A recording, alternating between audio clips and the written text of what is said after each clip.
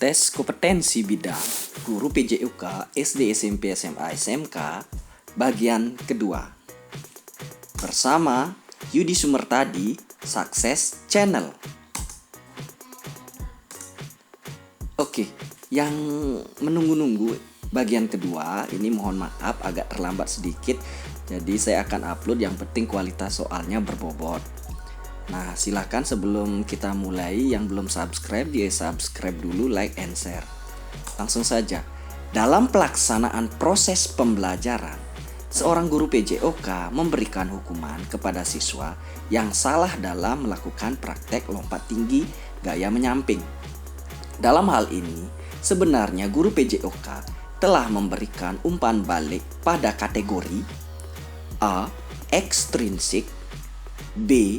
Intrinsik, C. Motivasional, D.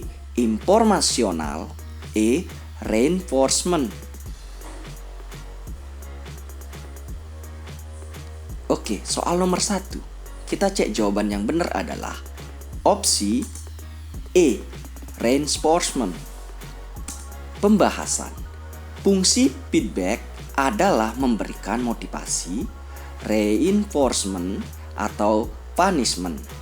Dengan diperolehnya gambaran yang konkret perihal kemampuan yang dimiliki oleh seorang siswa, baik keunggulan maupun kelemahannya, apalagi kalau dibandingkan dengan siswa yang lainnya, maka hal itu akan dapat memacunya lagi untuk berbuat yang lebih baik dari yang sudah dilakukannya.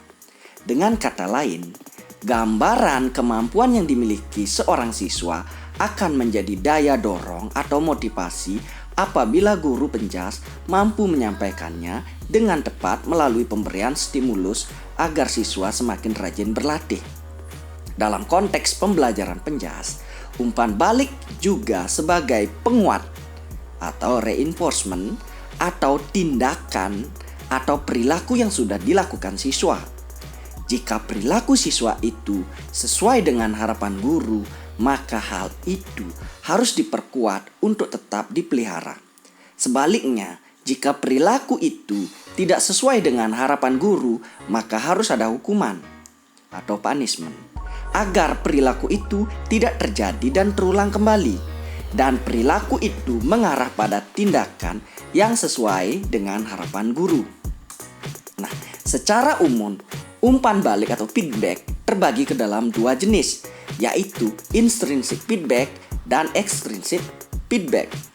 Intrinsic feedback atau umpan balik intrinsik berkaitan dengan penilaian terhadap dirinya sendiri tentang sikap, aktivitas, dan atau perilaku yang telah dilakukannya, serta tentang kemampuan yang telah ditunjukkannya. Misalnya, dalam melaksanakan tugas gerak, apakah aktivitas yang dilakukan sudah sesuai dengan yang diinstruksikan guru? Apakah sudah mampu menyelesaikan keseluruhan tugas gerak? Apakah merasa nyaman dengan alat bantu yang digunakan? Atau menilai bahwa rangkaian gerakan senam telah sesuai dengan urutan yang harus dilakukan? Sedangkan extrinsic feedback adalah umpan balik yang berasal dari luar dirinya. Misalnya, koreksi dari guru penjas atau gerakan yang sudah dilakukan, cemoohan rekan karena salah memberikan umpan ketika bermain bola, atau dari lingkungan sekitar seperti cuaca yang terlalu panas sehingga mengharuskannya sering beristirahat di tempat yang teduh. Umpan balik mempunyai 3 fungsi utama, yakni informasional, motivasional, dan komunikasional. Jadi sudah jelas sekali di sini ya. Di sini ada motivasional, informasional, dan yang lainnya itu merupakan adalah sesuai penjelasan ini adalah fungsi utamanya. Nah, sedangkan kalau kita jawab secara ekstrinsik ini terlalu umum. Jadi kasus guru PJOK memberikan hukuman kepada siswa itu adalah bagian dari memberikan sebuah penguatan agar dia bisa berubah ke hal yang diinginkan atau yang lebih baik. Jadi yang paling tepat adalah E. Reinforcement. Kita lanjut. Soal nomor 2. Guru menerapkan aturan disiplin kelas Peserta didik yang terlambat lebih dari 5 menit dihukum lari keliling lapangan sepak bola sebanyak 4 kali. Pengelolaan kelas ini menggunakan pendekatan A. Otoriter, B. Permisif, C. Modifikasi tingkah laku, D. Kelompok, E. Individual.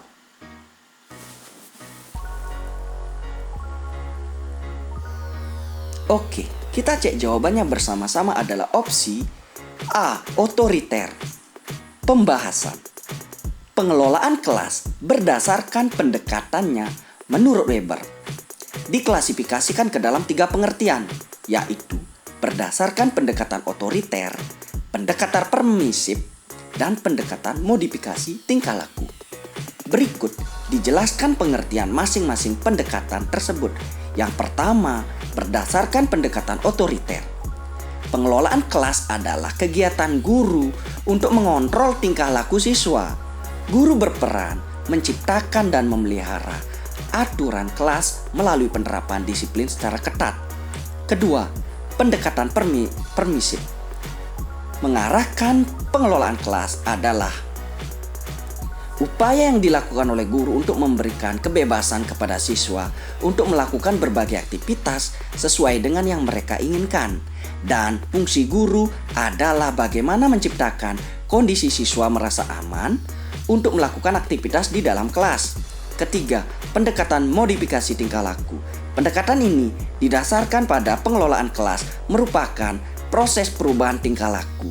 Jadi pengelolaan kelas merupakan upaya untuk mengembangkan dan memfasilitasi perubahan perilaku yang bersifat positif dari siswa dan berusaha semaksimal mungkin mencegah munculnya atau memperbaiki perilaku negatif yang dilakukan oleh siswa. Nah, jadi jelas sekali di sini ya. Jadi guru menerapkan aturan disiplin yang kelas. Disiplin di kelas itu peserta didik yang terlambat itu diberi hukuman keliling itu adalah otoriter sesuai klasifikasi dari Weber ini. Nah, jelas ya. Lanjut soal nomor 3. Guru memberikan pujian atau hadiah yang menimbulkan perasaan senang atau puas pada peserta didik yang berperilaku positif, menunjukkan peningkatan performa. Sebaliknya, tingkah laku yang kurang baik dalam melaksanakan program kelas diberi sanksi atau hukuman yang akan menimbulkan perasaan tidak puas dan pada gilirannya tingkah laku tersebut akan dihindari. Pendekatan pengelolaan kelas yang demikian termasuk A. Pendekatan kekuasaan, B. Pendekatan otoriter, C. Pendekatan kebebasan, D. Pendekatan perubahan tingkah laku, E. Pendekatan kerja kelompok.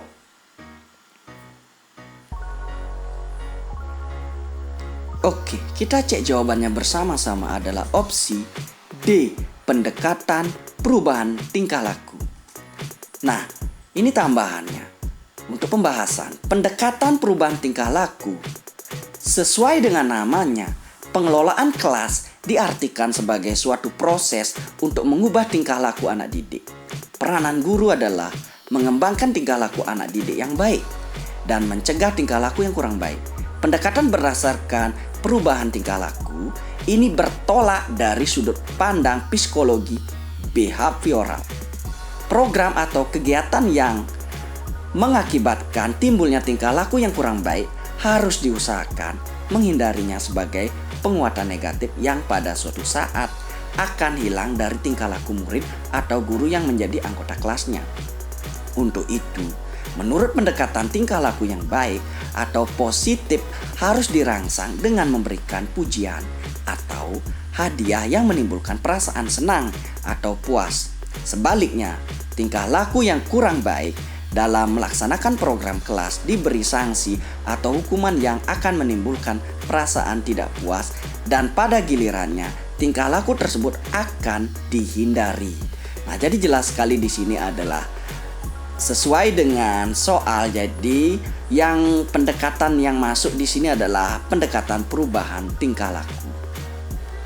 Kita lanjutkan soal nomor 4. Dalam melakukan penilaian tentang sikap fair play yang terjadi dalam suatu pertandingan dapat dirumuskan suatu tugas dengan kata kerja di bawah ini. A. Menyusun, B. Menghargai. C. Menganalisis. D. Bekerja sama. E. Mentoleransi.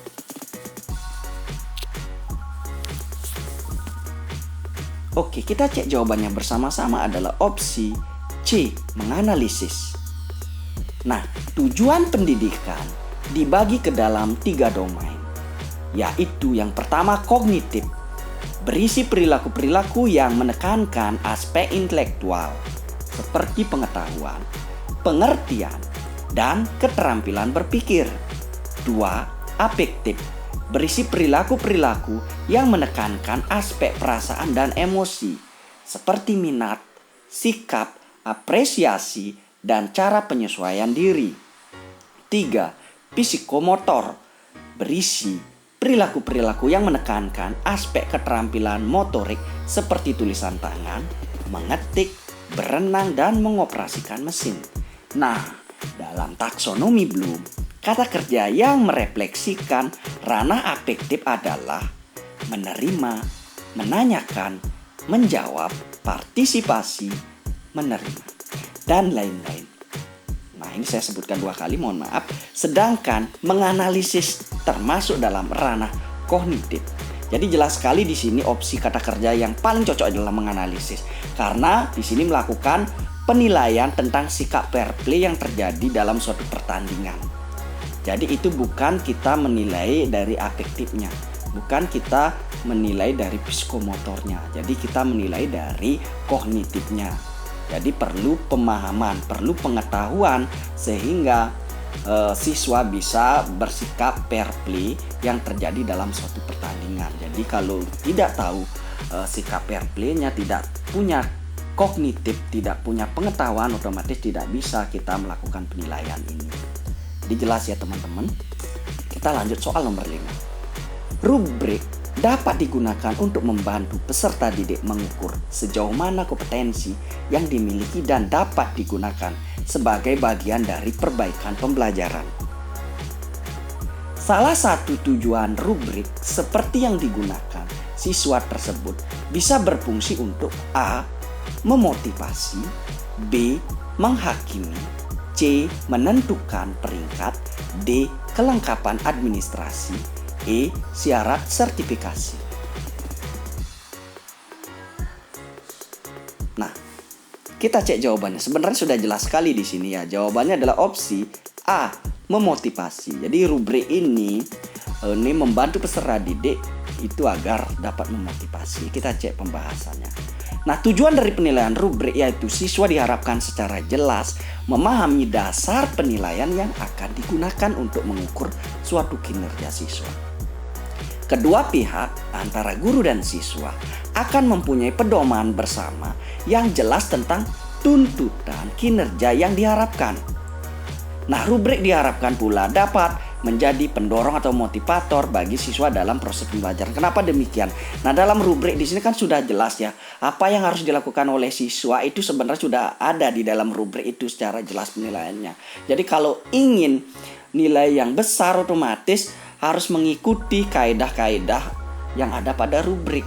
Nah, otomatis dari hal ini dari siswa akan bisa menjadikan motivasi untuk kedepannya. Jadi rubrik apa digunakan untuk membantu peserta didik.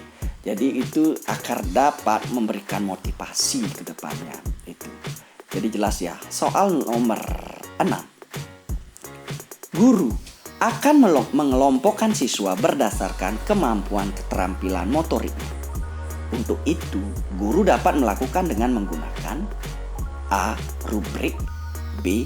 Tes tertulis, C. Tes komputer, D. Tes keterampilan dan pengukuran, E. Tes lisan.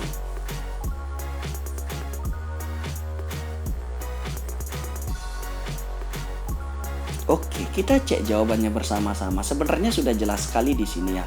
Jadi, pada saat ingin kemampuan keterampilan motoriknya guru tahu, itu harus menggunakan opsi D. Tes keterampilan dan pengukuran.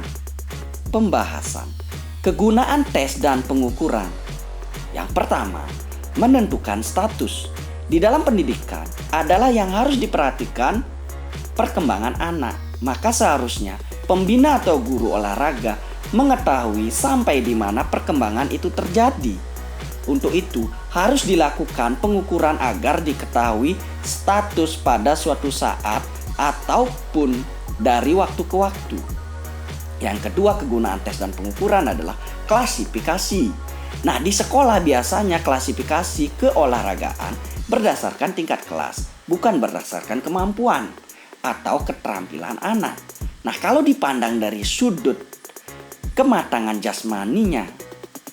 jasmaniahnya atau ketangkasan mereka itu berbeda. Oleh karena itu, pengelompokan hendaknya berdasarkan kemampuan umum, ketangkasan, dan diatur sesuai dengan kemajuan pembelajarannya.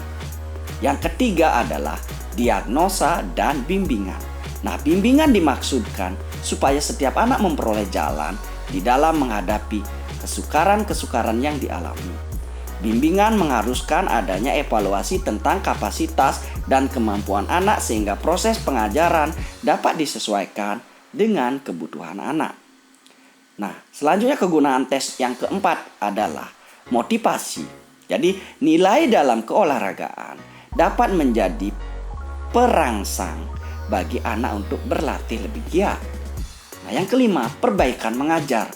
Testing dan evaluasi adalah suatu bagian dari pengajaran mempunyai tempat yang tepat dalam program pengajaran. Tes harus ditempatkan pada bagian yang sudah dirancang pada tujuan pembelajaran sebelumnya, sehingga nilai tes tersebut dapat digunakan sesuai dengan tujuan dari bahan pembelajaran yang disajikan. Jadi jelas sekali di sini ya. Jadi keterampilan motorik udah jelas sekali, nggak mungkin kita pakai rubrik atau tes yang lain, pasti kita memakai tes keterampilan. Ini kata kuncinya kemampuan keterampilan motoriknya. Nah, tak perlu penjelasan sebenarnya. Oke, lanjut soal nomor 7.